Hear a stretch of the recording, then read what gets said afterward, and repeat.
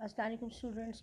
अब जो मेरा टॉपिक है वो है स्मॉल इंटेस्टाइन में ही डाइजेशन। और पहले मैंने आपको बताया तो इसका पहला पार्ट जो डिडीनम था उसके अंदर डाइजेशन, और अब मैं आपको बताऊंगी स्मॉल इंटेस्टाइन का जो सेकंड पार्ट है जिजीनम, उसके बारे में। यानी पहला पार्ट डिडीनम में तमाम जो फूड डाइजेस्ट हो जाएगी, उसके बाद वो डाइजेस्टेड फूड जो है वो आएगी कहाँ, जिजीनम में, और फिर जिजीनम के बाद जाएगी ईलियम में।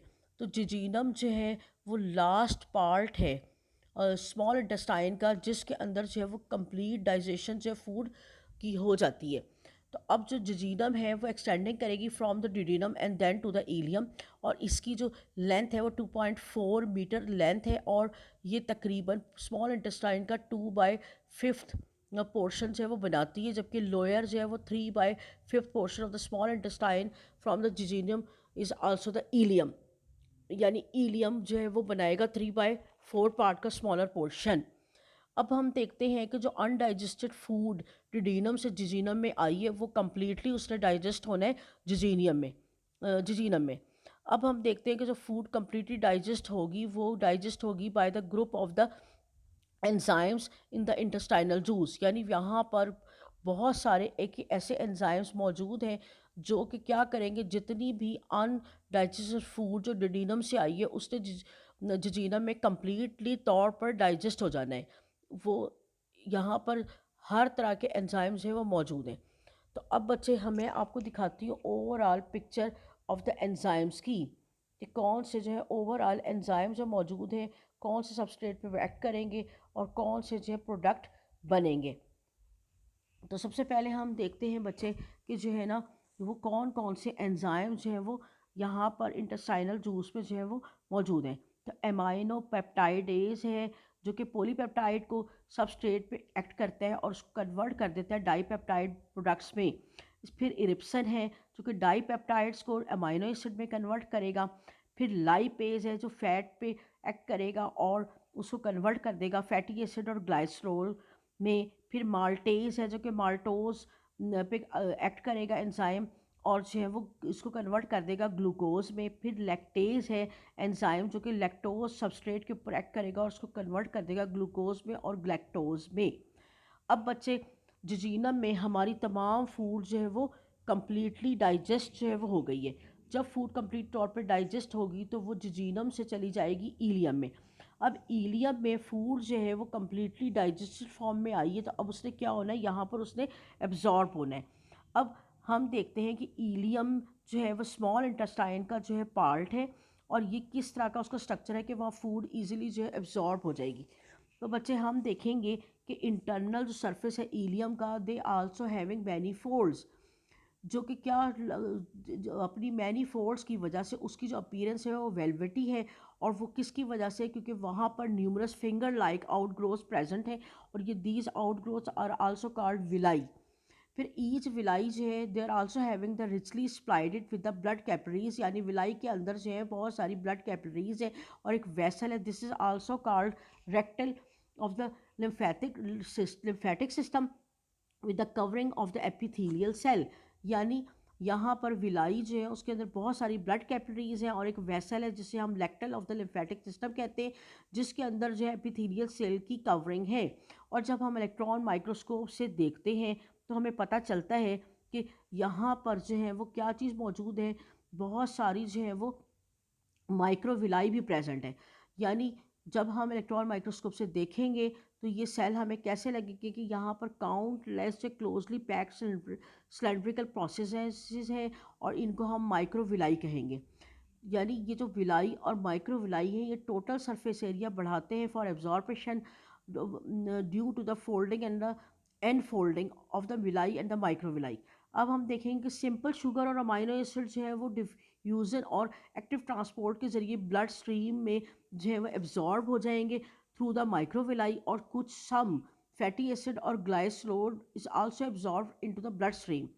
लेकिन लार्जर जो प्रोपोर्शन है फैटी एसिड का और ग्लाइसरोल का वो विलाई की एपिथेलियल सेल में एंटर होंगे, जहाँ पर वो आपस में कंबाइन करेंगे और फैट के मालिक्यूल बना देंगे, और फिर ये फैट के मालिक्यूल्स हैं लैक्टिल में एंटर हो जाएंगे।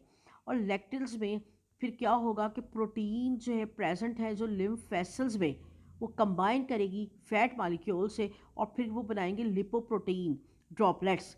और ये फिर कहाँ चले जाएंगे लिपोप्रोटीन जो ड्रॉपलेट्स बनेंगे, ये ब्लड स्ट्रीम में जाएंगे via the thoracic lymphatic duct और फिर लिपोप्रोटीन से सब्सिक्वेंटली हाइड्रोलाइज हो जाएंगे। कैसे टूटेंगे ये लिपोप्रोटीन के molecules by the blood plasma enzyme से, और फिर ये ब्लड सेल्स के अंदर एंटर हो जाएंगे जहाँ पर कि फॉर रेस्पिरेशन के लिए इस्तेमाल होंगे, एनर्जी देंगे, या फिर ये स्टोर हो जाएंगे इन अ लिवर या मसल्स में जो कि अंडर द स्किन। इस तरह से इसका क्या मतलब हुआ कि विलाई और माइक्रो विलाई में जो ब्लड कैपिलरीज हैं वहाँ पर जो है वो सिंपल शुगर और जो है वो साथ ही सिंपल शुगर और हमारे जो अमाइनो एसिड है वो एब्जॉर्ब होंगे, और जो लेक्टल्स हैं, ये जो वेसल है हमारा लेक्टल, वहाँ पर जो है वो फैट के molecules in the form of the glycerol और जो फैटी एसिड के एंटर होंगे और कंबाइन करने के बाद फैट के मालिक्यूल्स बना देंगे, और साथ ही जो है फिर प्रोटीन के साथ मिल के जो लिपोप्रोटीन बनाएंगे, और लिपोप्रोटीन जो है वो फिर हाइड्रोलाइज हो जाएंगे by the enzyme which is present in the plasma, जो ब्लड प्लाज्मा, और उसके बाद जो हमारे ब्लड बॉडी सेल्स में एंटर हो जाएगी फैट। अब बच्चे हम देखते हैं इसी तरह से जो है फिर क्या होगा, यही जो अनडाइजेस्टेड फूड है वो अब उसने कहाँ जाना है, उसने जो है वो लास्ट वहाँ से गुजरने के बाद वो कहाँ चली जाएगी, स्मॉल इंटेस्टाइन में।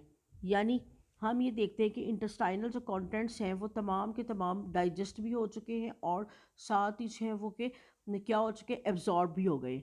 अब इन्होंने कहाँ जाना है, इंटेस्टाइनल कंटेंट्स ने जो है एलिमेंट्री कैनाल में से गुजरते हुए जाएगी ये और ये कैसे गुजरेगी एलिमेंट्री कैनाल से, बाय द पेरिस्टाल्टिक मूवमेंट, और ये जाएंगे कहाँ पर भला, लार्ज इंटेस्टाइन में, यानी ईलियम में जो बाकी फूड अनडाइजेस्टेड रह गई है वो कहाँ चली जाएगी, लार्ज इंटेस्टाइन में। और ईलियम और लार्ज इंटेस्टाइन के जंक्शन पे जो है वो एक स्फिंक्टर मौजूद है, इलियोकोलिक स्फिंक्टर, वो ओपन हो जाता है और क्लोज हो जाता है by time for the removal of the अनडाइजेस्ट food particles into the large intestine. इसके अलावा हम देखते हैं कि कुछ लोगों के अंदर जो है वो गैस बनती है, उनके इंटेस्टाइनल गैस उनके पेट में बन जाती है, या फिर क्या होता है बच्चे कि वहाँ पे डायरिया उनको हो जाता है, किसकी वजह से, क्योंकि उनके अंदर जो है वो ब्लड मिल्क के अंदर जो शुगर है लैक्टोज, उसको डाइजेस्ट करने वाला एंजाइम लैक्टेज जो है वो नहीं होता,